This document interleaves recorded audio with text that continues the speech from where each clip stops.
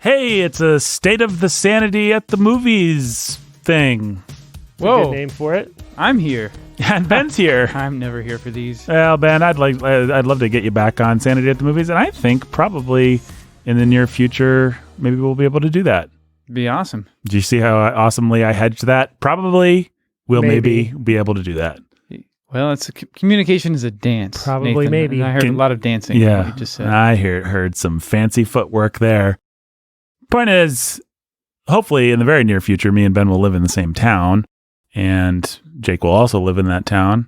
And I think it might be a little bit easier to get Ben on Sound of Sanity at that juncture. And even easier to get him on Sanity at the movies. We already go out of our way to get him on Sound of Sanity, and we in fact succeeded in that. But it makes it a little difficult to then also get him on Sanity at the Movies. But I would like to have him on there. Now, anyway, he was on a little thing that we want to tell people about real quick. And actually, honestly, that's the only reason that you're listening to this is because there is something, and I genuinely believe this, so cool over at patreon.com/Sanity at the Movies. It's worth paying for. It's worth paying for. You cannot but spend $5 a month in order to hear. At least for this month. Shh. Well, we can hold the second part and split it over 2 months. Oh, good idea. $10. Yeah, buddy. Now, listen, in good faith, it would be better if you continued to pay your $5. But anyway, the point is, over at patreon.com/Sanity at the Movies, there is this cool thing that you can listen to, and it is a reading of Duel of the Fates. Not the Sanskrit, Nothing, that stuff. Yeah, not that stuff. Duel of the Fates, Colin Trevorrow's script, Colin Trevorrow's title for the 9th installment in the Skywalker saga, the final film of the new sequel trilogy.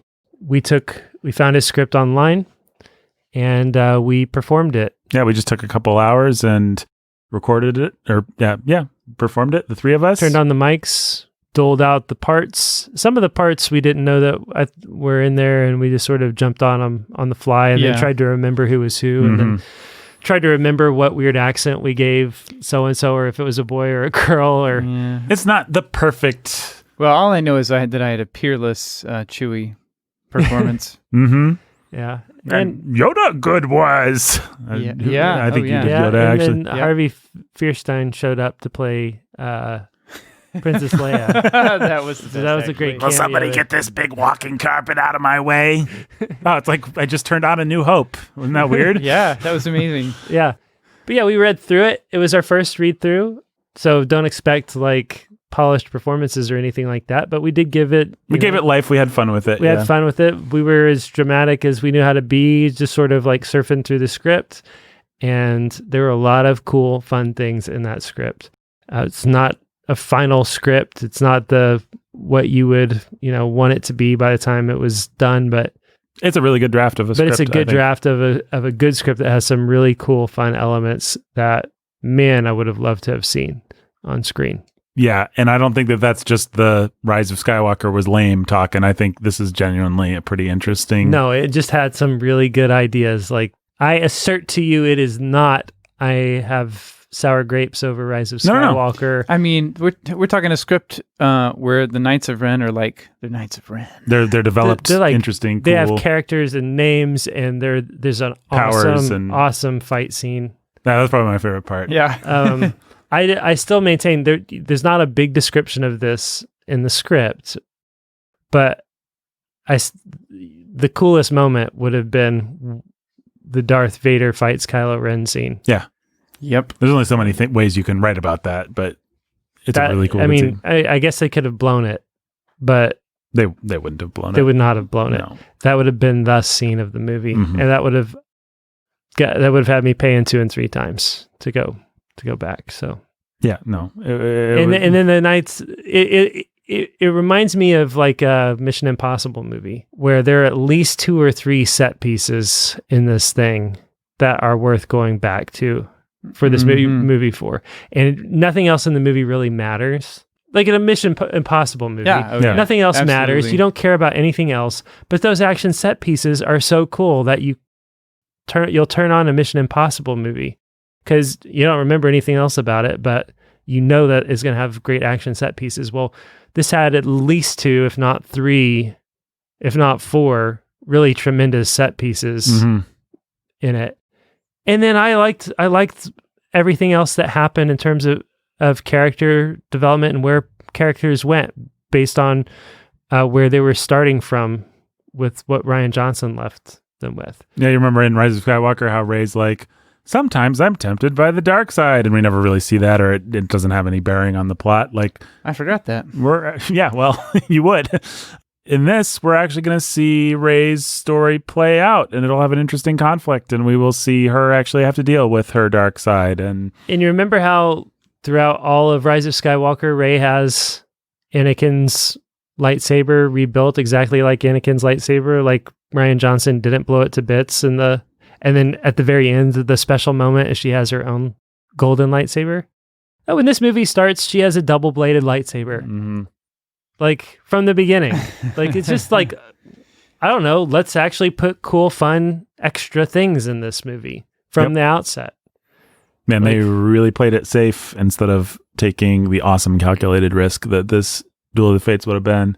Yeah, it's so sad. The script was a dialogue polish. I mean, a major dialogue polish, but a dialogue polish away from being really, really good. It still had a couple of zingers in there. I remember there was at least one time I got a good laugh out of me. There was one moment that would have gone down as one of the funniest moments in all of Star Wars. It involved a character that you would not expect committing a robocide.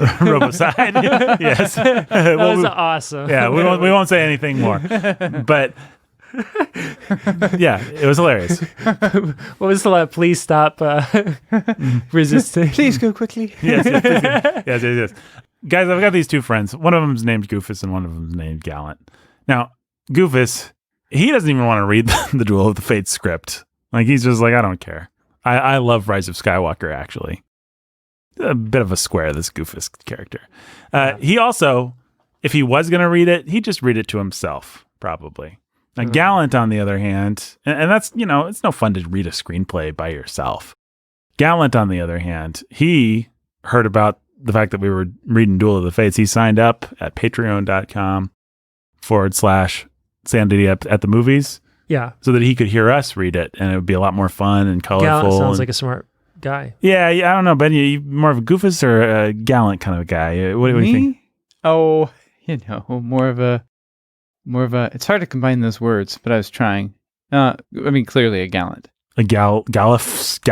Yeah. Galfus. A Galoofus. Well, I really think our listeners and the people that are listening to this right now, they want to be like Gallant, right? They do. Yeah. They ought to. I mean, Goofus, it's right there in his name, really. Yeah. So, be like Goofus. No. Wow. Whoa. Oh, boy. I didn't actually read a lot of highlights or whatever magazine it was that used to have Goofus and Gallant. Anyway, Cricket magazine, maybe. I don't know. I don't know. It's been 30 years. You're taking me back. You're taking me back. Yeah, there used to be a children's magazine. I think it was Cricket. Because highlights, that doesn't sound familiar. I did read some highlights as a kid. But Cricket would always have like, Gallant throws glass. No, Gallant doesn't throw glass. Like, it'd be like, Goofus throws glass at old people. And then like, Gallant helps them cross the street. Be like Gallant, not Goofus. Yeah, exactly. You always wanted to be like Gallant. Although Gallant always looked like an idiot because his hair was combed and his shirt was tucked in, and Goofus always looked like he was having more fun. But that's the problem with these little morality plays. I'll tell you who's having more fun in this scenario, though, is Gallant, because he's listening to us perform this script, and that's who people want to be like. Go to patreon.com/Sanity at the Movies. Don't be Goofus.